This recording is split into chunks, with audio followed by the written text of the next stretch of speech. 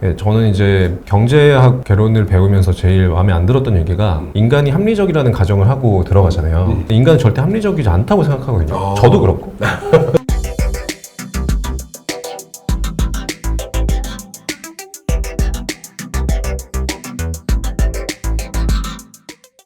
저는 이 책을 처음 보고 나서 디지털 콘텐츠 PD 아니면 디지털 콘텐츠 기획 이런 직군으로 뭐 방송 미디어 콘텐츠 업계뿐만 아니라 일반 소비자 쪽에서도 커머셜한 마케팅용 영상 콘텐츠를 만든다 하더라도 이런 스토리를 녹여서 엄청 많이 만들다 보니까 두 분께서 이걸 저자 입장에서 보시기에 우리의 책이 어떤 사람에게 도움이 될 것 같고 그렇게 생각하시는 이유 좀 여쭤볼 수 있을까요? 말씀해주신 대로 요즘은 누구나가 콘텐츠 소비자이자 또 생산자인 시대라고 생각하거든요. 네. 초등학생인 저희 아들 둘만 해도 맨날 영화 찍겠다고 둘이서 핸드폰 들고 막 찍어요. 네, 그리고는 뭐 알아서 편집을 하고 그런단 말이에요. 편집까지요? 와. 네, 그러니까 초등학생들도 이제는 유튜브에 올라갈 콘텐츠를 본인이 직접 만드는 시대이기 때문에 나만의 콘텐츠를 만들고 싶어 하시는 좀 모든 분들에게 도움이 되는 책이 아닐까라고 생각을 하고 있고요. 다만 저희가 책에 쓴 내용이 다 정답은 아니에요. 그리고 지금은 정말 취향의 시대고 정말 다양성의 시대이기 때문에 모두가 각자가 가지고 있는 본인만의 콘텐츠가 있을 것이란 말이죠. 그래서 이런 것들이 다 내 삶과 내 경험과 연결되어 있기 때문에 저희들의 경험과 이 이야기를 보면서 이 책을 읽는 독자분들도 좀 본인의 색깔을 찾을 수 있고 그리고 그런 색깔을 찾는 데 조금 도움이 될 수 있는 그런 책이라고 생각합니다. 뭐 저도 비슷한데요. 어쨌든 이제 누구나 저도 자기 컨텐츠가 필요한 시대라고 생각해요. 뭐 그게 시장에서 나물 팔아서 브랜드를 만드시는 분이든 아니면 뜨개질을 하시는 분이든 인스타에 올라간 영상이든 틱톡에 올라간 영상이든 유튜브에 올라간 영상이든 이제 컨텐츠가 필요하거든요. 근데 제가 채널을 0에서부터 10만, 30만 이렇게 성장시켜 본 경험에서 말씀드리자면 저 같은 PD라서 꼭 콘텐츠를 만들 수 있다 이런 시대는 이미 지났어요. 플랫폼도 너무 많아졌고 콘텐츠가 정말 모두에게 필요한 시대라서 자기만의 결이 있는 콘텐츠로 좀 승부하고 싶은 모든 분들, 콘텐츠가 좀 필요하신 모든 분들, 아 내가 한번 만들어 보고 싶다 이런 분들에게 다 추천드려요. 제가 책에 보시면 말미에도 맨땅에 정말 헤딩하면서 채널을 성장시켰던 그런 팁들도 현재 버전으로 많이 써놨거든요. 그래서 많은 사람들이 좀 보시고 단 한 사람에게라도 좀 도움이 되었으면 좋겠습니다. 이런 디지털 콘텐츠를 바탕으로 약간 퍼스널 브랜딩을 뭐 하고 싶다, 나를 좀 알리고 싶다 하는 분들이 계시다면 전문가 두 분이 뭔가 따뜻하게 조언해주는 느낌이다 이렇게 뭔가 현실 사례를 들려주면서 이제 뭔가 입문을 도와주는 느낌으로 이제 읽어보셔도 너무 좋은 내용이라고 개인적으로 생각합니다. 그 다음에 이제 두 분은 또 이제 업계에 계속 계시면서 방송 채널도 물론 있지만 뭐 OTT, 유튜브, 아까 말씀하신 틱톡, 인스타 릴스 뭐 요즘 너무나 많은 이런 매체들이 좀 생겨나고 있는데 원래는 저희가 뭐 방송국 TV 채널을 통해서만 이렇게 프로그램을 실시간 본방사수 이런 식의 개념들이 있다가 그런 것들이 조금은 좀 희미해져 가고 있는 것 같습니다. 소비자들의 이런 소비 패턴 자체가 그런 부분들에 있어서 뭔가 콘텐츠 제작사와 뭐 OTT와 관련된 부분들에 대한 강세가 조금은 이어지는 것 같기도 하고 근데 또 가끔 뭐 TV 프로그램 시청률이 또 15% 20% 잘 나오는 것들도 있고 이렇게 좀 왔다 갔다 하고 있는데 이런 변화에 이제 한가운데 서 계신 두 분께서는 그런 부분들의 변화를 지금 업계에 계시면서 어떻게 바라보고 계신지도 간단하게 좀 여쭤보고 싶네요. 저는 방송과 그 OTT 플랫폼의 경계가 사실 매우 명확하다고 개인적으로 생각해요. 그러니까 방송은 물론 이제 시간에 맞춰서 본방사수 하시는 분들도 계시지만 대부분은 그냥 수동적인 시청 환경에서 보신단 말이죠. 우선 TV 버튼 눌러놓고 재핑을 하면서 그냥 걸리는 게 있으면 보고 그러니까 이런 시간 때우기용에 내가 명확한 컨텐츠를 시청하고 싶은 게 없을 때 그냥 틀어놓고 보는 이런 용도가 있어서 그리고 그게 지금 방송의 가장 큰 장점이기도 하고요. 그래서 이 니즈가 계속 저는 있을 것이라고 보고 왜냐면 사람들은 그렇게 막 빠릿빠릿하거나 합리적이지 않거든요. 저는 이제 경제학 개론을 배우면서 제일 마음에 안 들었던 얘기가 인간이 합리적이라는 가정을 하고 들어가잖아요. 인간은 절대 합리적이지 않다고 생각하거든요. 저도 그렇고. 그래서 정말 내가 좋아하는 것들을 많이 찾아보는 취향의 시대이긴 하지만 그럼에도 불구하고 그냥 시간 때우기용의 컨텐츠도 필요하고 그리고 TV라는 환경에서 누릴 수 있는 니즈가 명확히 다르다고 생각해서 방송국이 사라진다거나 뭐 그러진 않을 것 같고요. 다만 이제 더 많은 컨텐츠 제작사와 플랫폼들이 생겨날 것이라고는 생각합니다. 그러니까 혹자는 이제 OTT 플랫폼에서는 넷플릭스만 살아남을 거다.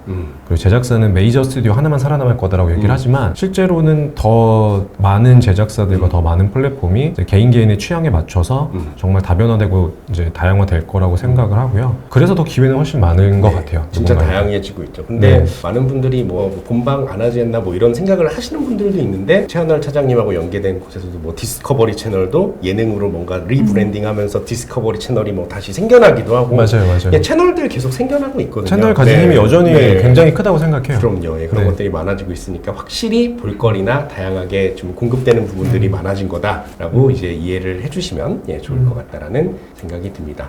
그리고 제가 처음에 이제 두 분의 이력이 독특하다라고 또 말씀드렸는데 그런 독특한 이력에 약간 또 반전이 또 있는데 두 분이 이직은 안 하셨다.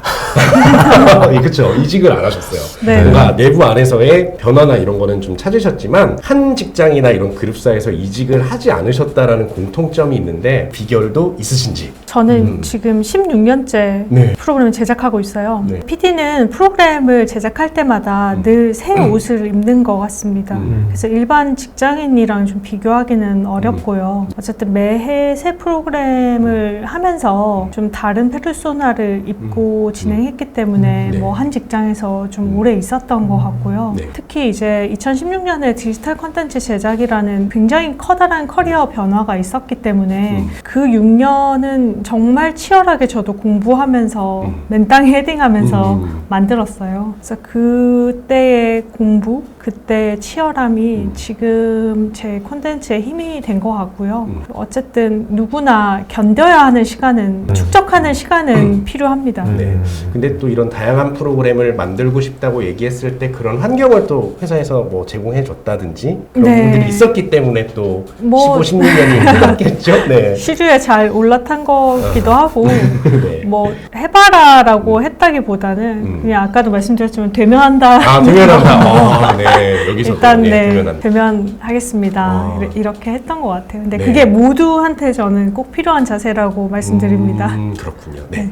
저도 굉장히 비슷한 것 같아요, 사실. 그러니까 2010년에 입사해서 13년째 지금 KT를 다니고 있는데, 물론 이제 얼마 전에 회사가 분사해서 강제 이직을 하긴 했습니다. 그래서 계속 같은 회사에 있었는데, 사실 정말 다양한 일을 했던 것 같아요. 앱도 만들어 보고, 뭐 청소년 요금제도 만들어 보고, 뭐 키즈폰 이런 뭐 시계형의 단말기도 만들어 보고, 그리고 지금은 이제 컨텐츠를 제작하고 있는데요. 대기업이 좋은 거는 제가 쓸 수 있는 자원이 많다는 것 같거든요. 그래서 이거를 굉장히 적극적으로 활용을 했던 것 같아요. 누가 뭐 시킨 것도 아니었는데 스스로 그냥 새로운 일을 계속 좀 개척해내고 제안하고 그렇게 해서 그 뒤는 약간 운의 영역인 것 같긴 하거든요. 네. 제가 어떤 거를 제안한다고 해서 회사가 자원이 많다고 해서 다 할 수 있는 건 아니잖아요. 네. 그러니까 그 뒤는 운이 좋았던 것 같고 그냥 저는 여기 있는 한 10몇 년 동안은 계속해서 남들이 안 했던 것들 그런데 고객한테는 의미 있는 일들 이런 것들을 찾아내서 계속 제안을 했었고 운이 좋게도 그런 게 제가 직접 해볼 수 있는 환경들이 만들어지면서 네.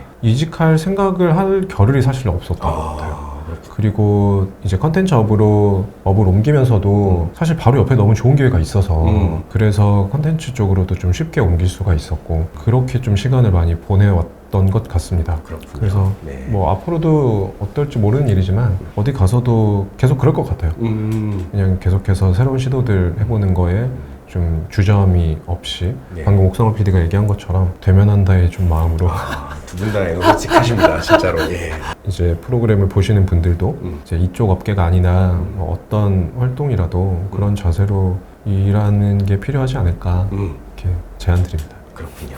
예, 두 분의 뭐 이런 직무 구분을 뭔가 딱 잘라서 하는 게 조금 의미가 있을 수도 없을 수도 있는데 사장님께는 그냥 콘텐츠 기획자로서 옥성아 PD님께는 뭔가 프로듀서로서 뭔가 필요한 능력, 역량 그래도 이제 일해보니까 참 이런 거 필요하더라 느껴지시는 거 꼽아주신다면 혹시 뭐 PD님 어떤 거 있을까요? 먼저 저는 여쭤본다면? 예. 세 가지를 네. 말씀드릴게요. 맹목성의 힘과 네, 네. 유연한 오픈 앤 리슨 네. 그리고 무수히 많은 수정 무수히 많은 수정이 네. 엄청 와닿는데요, 갑자기. 네. 그게 꼭 필요하다고 네. 말씀드립니다. 아. 저는 이 컨텐츠를 보시는 분들이 이거 하나는 꼭 알아주셨으면 좋겠어요. 야, 내가 어떻게 컨텐츠 만드냐. 너는 지상파 PD니까 했지. 너는 대기업 다니니까 했지. 이렇게 생각하시지 않았으면 좋겠어요. 저희도 사실은 굉장히 맨땅에서 시작했고 아무도 도와주지 않았으면 다들 제가 유튜브 한다 그랬을 때 미쳤다고 했어요. 그치만 맹목성의 힘이 필요해요. 어떨 때는 스스로를 믿어야 되고 믿지만 어쨌든 많은 사람들의 이야기를 유연하게 들어야 되죠. 그래서 많은 수정도 필요합니다. 그치만 뚝심 있게 가져가는 자기의 그 핵심이 있어야 되고 제가 아까도 말씀드렸지만 이제는 뭐 유튜브 채널이나 SBS나 저는 1대1이라고 생각해요. 어디가 더 큰 플랫폼이고 작은 플랫폼이란 건 없습니다. 여러분께서 만들고 싶은 컨텐츠와 이야기만 있다면 맹목성의 힘으로 일단 시작해 보시는 거를 저는 권해드립니다. 요 세 가지가 조금 흐름이 연결되네요.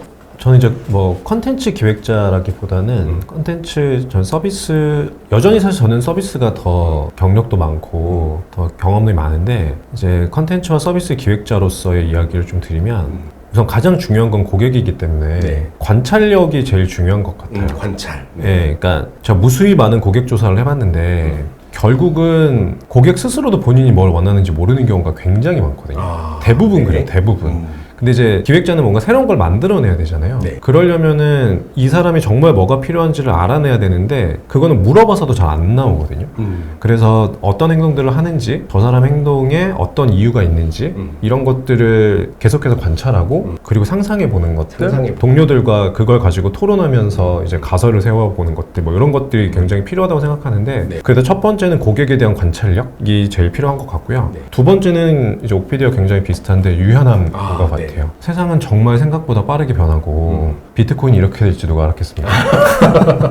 그땐 다 미쳤다고 했잖아요. 세상이 정말 빠르게 변하고 트렌드도 정말 많이 변하고 정말 새로운 것들이 많이 있는데 우리가 유연한 사고를 가지지 않고 내가 과거에 했던 경험에 비추어서 그게 정답이라고 생각하는 순간 사실 도태되고 좋은 컨텐츠를 만들 수는 없게 되는 것 같아요. 그래서 유연함이 두 번째로 중요한 것 같고요. 그리고 마지막으로는 과감한 시도인 것 같아요. 과감한 시도. 그러니까 항상 두렵죠. 새로운 걸 하는 거는 모두가 잘 될까 모르겠고 이거 했다가 욕먹을까봐 사실 어렵고 두렵고 힘든 점들이 많은데 그럼에도 불구하고 그 어려운 한 발을 떼는 것 그렇게 해야만 내가 만들었던 기획이 정말로 그 실물이 되어서 나타날 수 있는 것 같아요. 그래서 이거는 이제 좋은 기획을 하기 위한 역량이라기보다는 그 기획된 게 생각으로만 끝나면 의미가 없잖아요. 그러니까 결국은 이거를 만들어내야 되는 게 기획자의 숙명이라고 생각하기 때문에 마지막은 과감한 시도라고 하겠습니다. 저는 뭔가 실행과 특히 두 분이 얘기하신 유연함, 요게 이제 뭔가 교집합적인 부분의 역량인 것 같아서 준비하시는 분들이 많은 도움을 받으실 수 있지 않을까 이런 생각이 좀 들고요. 어느덧 저희가 또 얘기 나누다가 마지막 질문 이제 좀 드리려고 하는데 저희가 이제 두 분을 모시고 이렇게 좀 오프라인 특강 같은 것들을 한번 좀 이제 진행해 보려고 좀 준비를 하고 있습니다. 그래서 이제 뭐 도서에 대한 거를 한번 읽어보시고 질문하실 수 있는 기회가 되실 수도 있겠고 두 분의 커리어와 업무에 대해서 이제 뭐 얘기 들어볼 수 있는 좋은 기회가 될 것 같은데 그 특강에서 어떤 내용을 다루고 어떤 이야기를 나누고 싶으신지 말씀 듣고 마무리할까요? 네. 저희 둘이 이제 30대 중반에 커리어를 큰 방향들을 좀 변경을 했고 그 이후에도 성공적인 결과들을 냈다고 자부하고 있는데요. 이제 옥피디한테는 누군가는 미쳤다고도 했다고 하고 뭐 저도 이제 30대 중반의 나이에 완전히 새로운 일을 하는 것들을 주변에서 많이 말렸어요. 근데 그럼에도 잘했다고 생각하고 있습니다. 그래서 엔준모 채널을 찾는 많은 취업 준비생 분들 그리고 또 이직 준비생 분들 커리어에 대해서 고민하고 계신 분들에게 저희가 겪었던 일들이 조금이나마 좀 위로와 공감을 드렸으면 좋겠거든요. 취업 준비생들이나 이직 준비생 분들이 고민을 하고 계실 때 이런 애들도 있었구나 이렇게 시도해서 이런 결과를 이룬 애도 있구나 라는 좀 자신감을 가지셨으면 해서 그런 마음에 저희가 저희 직무를 좀 소개하고 둘의 경험을 좀 자유롭게 이야기할 수 있는 자리를 좀 만들려고 하고 있습니다. 우선은 그 커리어 부분에서 이제 뭔가 독특한 부분들이 있다라는 말씀도 주셨는데 또 지금 두 분이 하시고 계시는 일 떠올려 보시면은 두 분도 취업 준비생이실 때 이런 일을 할 거라고 생각했는가라고 하면 또 아니시잖아요. 그렇죠? 그래서 지금 취업 준비를 하고 계시는 이제 부분들도 준비생일 때 나는 이런 것도 하고 싶고 저런 것도 하고 싶다 했는데 되게 다른 커리어나 결과가 흘러갈 수 있듯이 그런 흐름들이나 사례 같은 것들을 같이 얘기 나눠보면서 알아가면은 분명히 좋은 시간이 될 수 있을 거라고 생각이 됩니다. 제가 입사할 때도 사실은 지상파 PD를 하려고 했지만 정보를 찾기가 굉장히 어려웠어요. 되게 깜깜이었고 너무 어디서 어떻게 알아봐야 될지 잘 모르겠더라고요. 근데 아까 대표님 말씀하셨듯이 이제는 플랫폼이 되게 많아져서 디지털 컨텐츠 제작 기획하는 PD, 제작자 이런 곳을 뽑는 것이 굉장히 많잖아요. 근데 여전히 정보는 굉장히 한정적인 것 같습니다.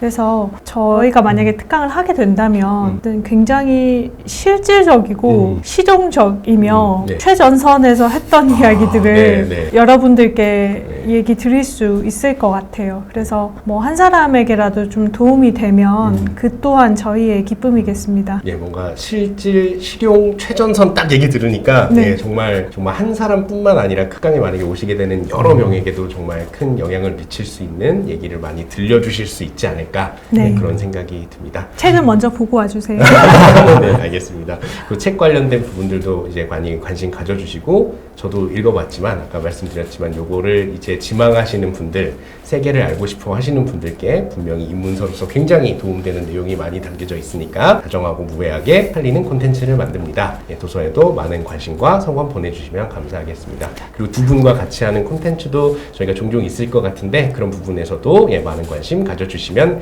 감사하겠습니다. 두 분 긴 시간 동안 고생 많으셨습니다. 감사합니다. 네, 감사합니다. 감사합니다. 그럼 인터뷰 여기서 마치도록 하겠습니다. 감사합니다. 감사합니다. 네.